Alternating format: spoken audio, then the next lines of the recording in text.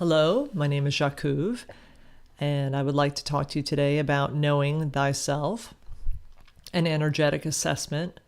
In this YouTube video, I'm going to describe a framework for understanding the energies that may be affecting your daily life and may be blocking you from fully manifesting your gifts. In our conversation today, we have this framework. We have a person. It could be you, it could be me, any human being. And we're showing the arrows as being interacting in your world, and this is the world that you're manifesting here. Now, in our conversation today, I'm going to only describe experiences and give examples from my life because my client information is privileged and it's confidential. I'll be talking about examples as we go through so you can better understand the framework and the concepts, but there'll be examples from my life. So here we have unprocessed experiences, and this is where we're going to start. So in a lifetime of a human being, there's millions of experiences. And in many cultures, we are not taught to fully process our experiences or to understand our soul's gifts. Now, when we talk about experiences, there can be good experience and not so good experiences. We're really focusing on the challenging experiences here. So know thyself is really the foundation for fullness of being. And because of various reasons like cultural beliefs, upbringing, necessity, maybe ignorance, avoidance, choice, perhaps lack of resources, lack of knowledge, we may move too quickly through our challenging experiences, not healing the suffering or gaining the wisdom or gifts from these challenging experiences. What do I mean by challenging experiences? This is an illustration here on the picture. We have various ones, and this is just a representation. You could be being scared as a child, witnessing your parents fighting, just various disappointments in school, for example, when you were a child, struggling with your own identity, struggling with your sexuality. Maybe you were bullied in school. Maybe you were the bullier in school. Maybe you experienced sexual abuse, emotional abuse, physical abuse, various traumas, experienced disease, various illnesses, had to deal with chronic illnesses. Any of these could be unprocessed experiences. So these unprocessed experiences and their resulting emotions and soul fragmentations, which I will discuss later, are stored in your body. And what's important about this is that we're storing our unprocessed emotions in our body. And when neglected through time, these experiences may create more pain and more suffering for you. We create wounds. So I'd like you just for a moment, scan your body and look at where you may have wounds. What hurts? Like, for example, for me, my right hip hurts. I store a lot of energy there. My womb hurts when I have menstrual cramps, for example. I have severe cramping. I have headaches. I've had leg pains. So where are your aches and pains? Just bring some consciousness to that. So when we look at wounds, what are wounds? Wounds are stored energies in our bodies, and what's important to understand about a wound is it has an energetic signature, which signals us to be heard. It signals us to be healed. What's important about that, through time, so if we look at time does not heal all wounds. It actually fuels them if they're left untended. So at first, it may start as a whisper. The signal may start as a whisper, but then through time, it's going to become a scream, and then your world may crash down around you. And what would a crash down around you look like? That may look like a car accident. That may look like illness, various manifestations. So wound signals may manifest as, for example, the loss, an accident, illness, abuse, violence, disease, or even death. What's important about looking at this drawing here that we're showing is we have the wound and it's sending out signals. So what is the world sending back to you as a result of these signals? We're going to call that communications. To think about is, how are you interpreting these communications? So let's look at the communications. I talked about wounds having an energetic signature, and they're going to attract communications that we're talking about here. And what I invite you to do is to think about communications, or view communications, as information that can help you see what needs to be healed. What's important about that is, if you view communications as seeing things that will help you heal, this really kind of explains why, when we misinterpret that and we don't interpret it as healing, why we may have repetitive experiences.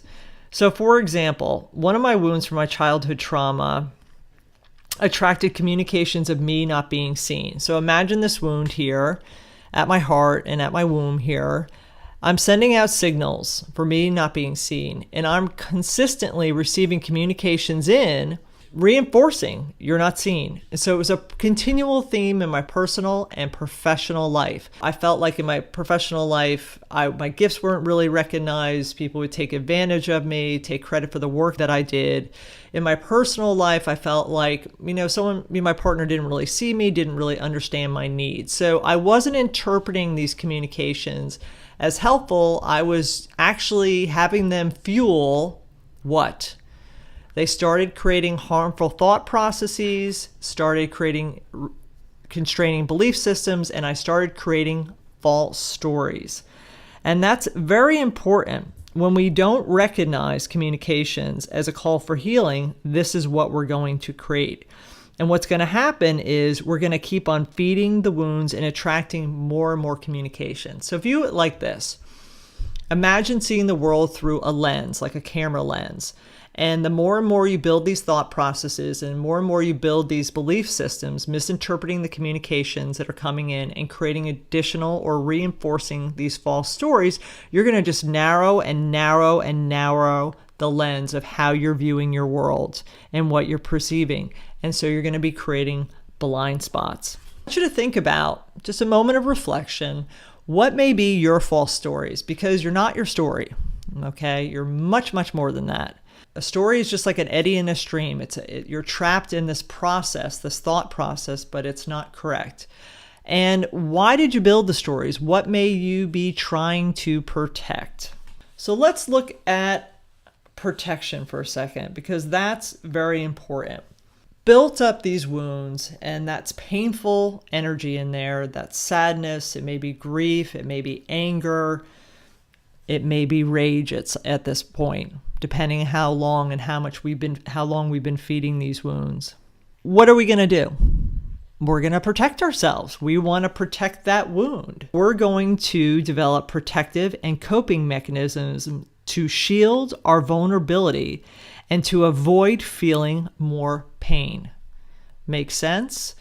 I have a little dog. His name is Jackson. I bought him from a homeless man for $6 downtown. He had a broken leg and he was beaten up pretty badly. So we've done healing on him, and thank God for my sister's a veterinarian. She's helped him out tremendously. But when he goes out and he sees people, he's barking. Why? That's the way he's saying, go away, go away. That's how he's protecting himself. We do very similar things. We develop protection vehicles to protect our wounds too. And we also create energetic blocks. So for example, we may detach our minds from our hearts, focusing on our logic, our thoughts, our stories, and suppressing our feelings and our intuition. I did that. I completely got into the logic. It was all about reason. I blocked all my feelings and I packed everything down because what was down there was too painful to deal with. Also, we may disassociate or disconnect the energetic pathways between our chakras. And in this picture here, I'm actually showing the red dots, the wounds here, at the various chakras that you have in your body. And then I'm also showing the energetic blocks, blocking the energy pathways here. And the reason why we're doing this? Simple. We don't want to feel any more pain. But unfortunately, The wounds have an energetic signature, and so they're still sending out signals and attracting what? More and more and more communication. So what's going to happen? More and more energies are going to build up in these wounds. Of course, until there is a what? An energetic release. So what do I mean by that? Let's say a communication comes in. It could be simple, very simple. And all of a sudden, you react. Let's take on a scale from 1 to 10. 10 being rage. Have you ever reacted at an 8 when the situation really warranted a 2? Let's say someone cut you off on the highway and you just go ballistic. It just goes off the charts. Or you're in a grocery line and someone turns around and says something to you extremely rude, and it triggers a childhood memory and it triggers a childhood wound, and you just blow their head off.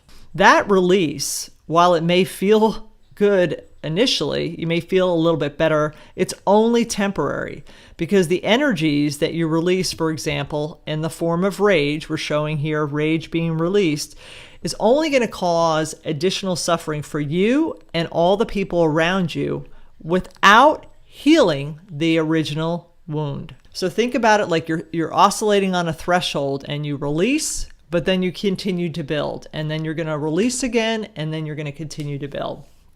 And you never know really what communication that's going to come in that's going to trigger it. For example, my memory of my childhood trauma was suppressed. I didn't know about it until a few years ago. And as an adult, I was triggered when I was asked to deny my own truth. And truth was really important to me. Since the truth about what happened to me, about the sexual abuse, had not come to the surface, conscious suppression of any truth triggered this hidden wound. And I never understood it. Like, this rage would be up and up in me and I would explode. And I never understood where it was really coming from. In my romantic partnerships, when my partner wasn't out professionally and personally, and I was asked to act like the friend and live this lie around their parents and stuff, it really fundamentally triggered this wound for me. And I would just release rage, which was very unfortunate for everybody involved. Earlier, I mentioned unprocessed experiences are challenging experiences that we do not fully process. I mentioned that we're storing the emotion, that energy, into our body in the form of wounds here, okay? But we also have something called soul fragmentation. And here I'm showing some soul fragmentation with energetic, or what we call thread lines, to your being. Soul parts may leave our bodies when we experience trauma, when we experience loss, when our gifts are not seen or used, or are being actively blocked, for example, on our ancestral line. Your soul parts may leave out of sheer boredom because you may not be aligning with your soul's path. Part of your soul fragments, it leaves your human body, and it carries with it the memories and energies of that experience that caused it to leave in the first place. That's important to understand. So you have this thread line, so you feel some of it, but most of it has left your body in the form of the soul part. Soul loss, actually, and this is what we call it, soul loss is a technique, it's a survival technique of the body and the soul. So when certain loss and certain trauma, for example, the body cannot survive with that intense pain and suffering, energies in it, and so part of the soul leaves. There may be times in your life when you're ready to call back your soul parts. So there may be times when you've healed to a certain point, you've gathered the wisdom and the gifts, and that soul part is ready, or those soul parts are ready to come back and reintegrate. When you're ready to fully process this, we call this process of retrieving the soul parts, healing them, and returning the healed soul parts back to the body as soul retrieval. Sometimes soul parts will just return on their own. But in most cases, they do require a soul retrieval. And typically this is performed by a trained shaman or shamanic artist or a spiritual being that has the capability, for example, the shamanic art blankets that have the capability to do soul retrieval. So I'd like to talk a little bit more about soul retrieval and soul parts. So have you ever felt like pieces of you were missing? And that's what it was like when I first met my teacher, I guess like 7 years ago. I sat across from her and she said to me, "Why are you here?" And I said, there's a piece of me missing. There's pieces of me missing. I didn't even have a language around it. All I knew that I felt like I wasn't whole, like something wasn't right. And that's when I received my first soul retrieval. If you ever feel like pieces of you are missing, or you feel like you've mourned a loss, let's say a relationship or a loss of someone very dear to you, and you feel like you've spent the time, you've done the grieving, you've done the healing, but there's still something left to heal and you really can't figure it out. Or perhaps you've had a reoccurring dream where you're out of your body and you keep on having this dream and you're consistently out of your body. These are examples, or they may be examples, of soul parts calling for healing and really asking you for reintegration back into you. So that's the soul parts. So we have wounds. We've talked about harmful thoughts and constraining belief systems and false stories. We've talked about blind spots, energetic blocks. Now I really want to focus on the communication here, and this is very pivotal. So if I may, I'd like to read a quote that I found, and I actually had this printed and taped on my laptop, and I would read it some days several times a day, banging my head against the wall trying to figure out why I was where I was at. It says, "Before being emancipated from all kinds of slavery, one lives like a blind man who continually falls into the mud and does not complain of his blindness, but only of being in the mud. One who has emancipated himself from slavery of all kinds sees the light at all times." Sees the light at all times. I would read this and go, I'm really stuck in the mud. I can't figure this out. I just focus on my blindness. And I couldn't figure out what was my light. What am I here to do? Where's my joy? When I started to realize that what was happening in my life, that some of it, or maybe most of it, I wasn't really sure I was attracting, and that these communications that I'm discussing here were coming in and were actually trying to help me heal, I made this shift that it no longer served me to blame the sender of the communication. For example, my partner, my boss, my parents, my sister, my brother, a friend, a stranger that flips me off, but instead to look at the communication more deeply and say, what's going on here? Why is this happening? Is there a pattern? What's my belief system about myself? What am I doing to contribute to it? And I really wanted to focus on deepening my consciousness around my thought patterns, my belief systems, my stories. Because you know what? They weren't helping me. And I wanted to bring awareness in my body of where I had stored these energetic wounds and where I'd created these energetic blocks. To study deeper, and as I was going through my shamanic studies and healing and going deeper into it, I started to realize that there was a lot more energies that I was conscious of that were influencing my daily life. There were my ancestors, and I was not too excited about this, but I carry and you carry your energetic link to your ancestral line. And have you ever noticed that there seems to be some themes down the lines, and really bringing consciousness to that you may carry those energies? For example, one of our themes on our line was that very talented people, but for whatever reason, their dreams were blocked consistently down the line. Another theme that was most of the women on my line were very strong women, and for whatever reason, they were suppressed. Their strength was suppressed and squelched by their husbands. So those are some themes and energies that were on my line that I was called to heal. I also started, as I removed my energetic blocks and I became more conscious of my wounds, and I was healing my wounds and getting my soul parts back, and working with my healing team. I had a therapist, I had a chiropractor. I mean, I put together this SWAT team to help me navigate my childhood traumas. I started to become more sensitive, and I started to realize that the food I was eating, I needed to bring more awareness to, because that was energy too. I really started to look at the media, the TV shows I was watching, and I just steered away from violent shows. It was too much for me. I couldn't watch it anymore. While I love some of those shows, the cop shows and stuff, I just had to stay away. Media, I also just moved myself completely to NPR. I just got tired of the propaganda and the agendas and the lying. I looked at my clothing. Was my clothing being made in sweatshops? I looked at my material goods. Was that being made by slave labor in sweatshops? Because that energy was going to affect me too. I looked at my land, my home, my workplace. Was this healthy for me? Because all these energies were coming in, and they were doing what? They were creating what I call an energetic swamp. And I felt every day like I was dragging myself through this energetic swamp, and I had to change things about my life because I was miserable. And maybe that's an extreme, but for me, that's where I really was. My workplace was not in alignment with my soul. What I was doing was not in alignment with my soul. I was very fortunate, and I still am very fortunate to live in a wonderful home, and to surf every day. And I really needed to take a deeper look at what was going on.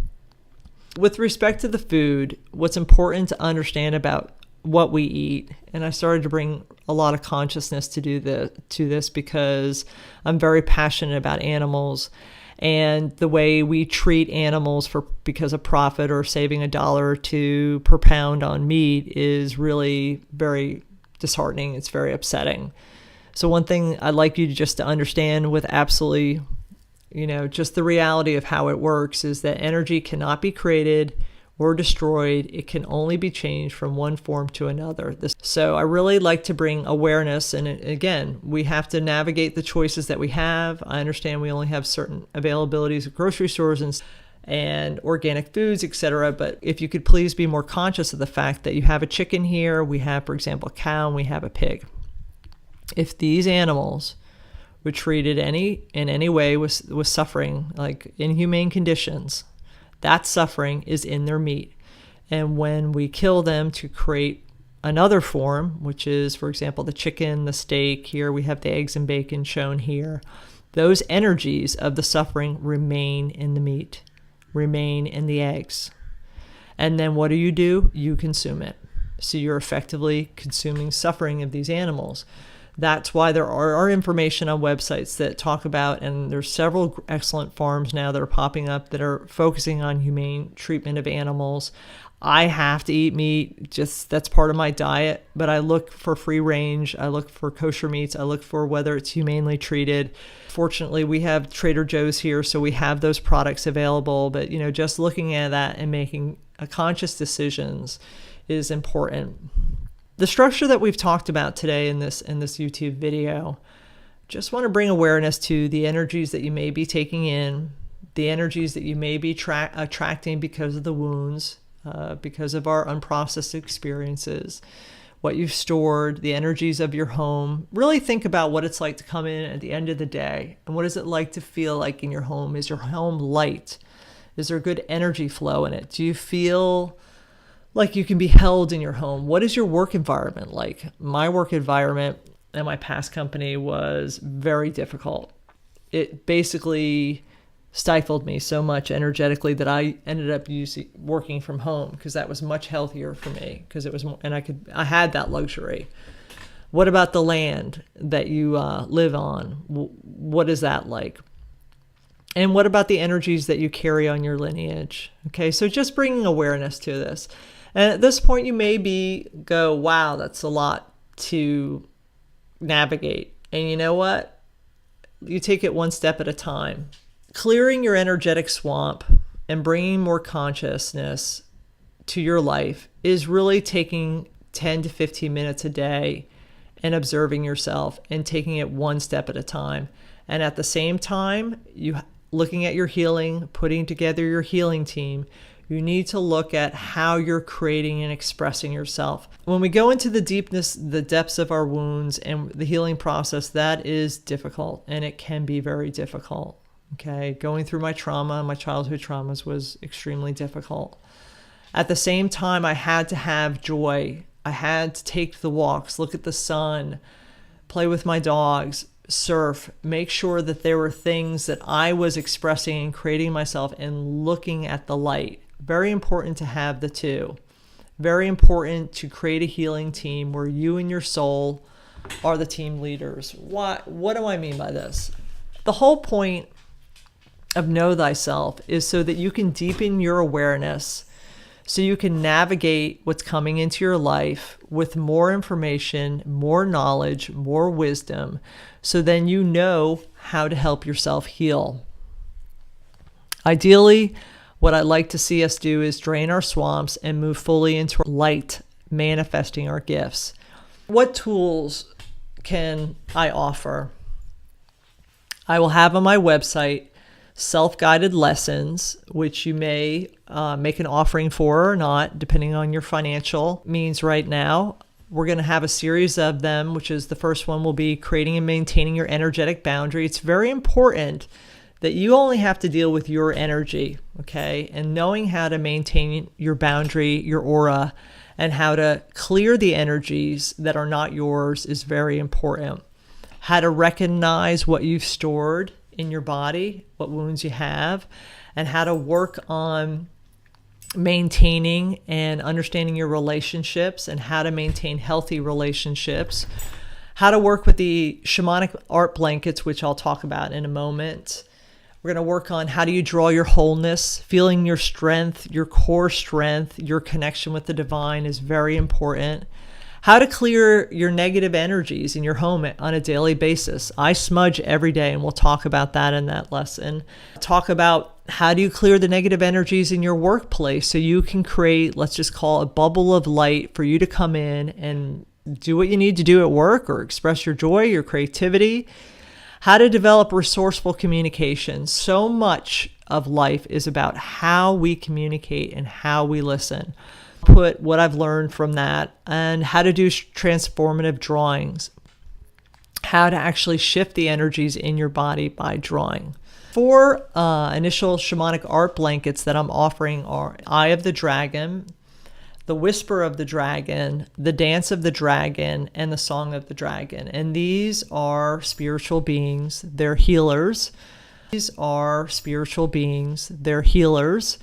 They're shamanic art blankets, and they will work with you to clear your energetic blocks, work with you on your wounds, help you deepen your consciousness, and help bring your gifts to the surface. Then I also offer individual sessions that you can work with me on, and I can help guide you through. And my whole philosophy is I'm a guide. I'm a connector. I'm all about teaching you about tools so you can navigate yourself. And also I do custom shamanic artwork. So if you look at the 4 initial shamanic art blankets, these are the art blankets I have. I work with the ancient dragon spirits to offer healing and beauty to the world through my art. That's my offering. These are original pieces that were reproduced on blankets to bring about healing and balance to anybody who uses them. The vibrations of energy on the blankets restore energetic imbalances in our bodies that may be a result of illness or trauma or past wounds or any current life challenges you may be struggling with these blankets, and they will definitely help you navigate your healing process and support your healing process. Thank you so much for your time. And if there's anything I can do, you can contact my website and you can send me an email. My goal is in making these offerings, helping you bring your light out so you can find joy and happiness. I wish you the best. Love and blessings. Jacuv.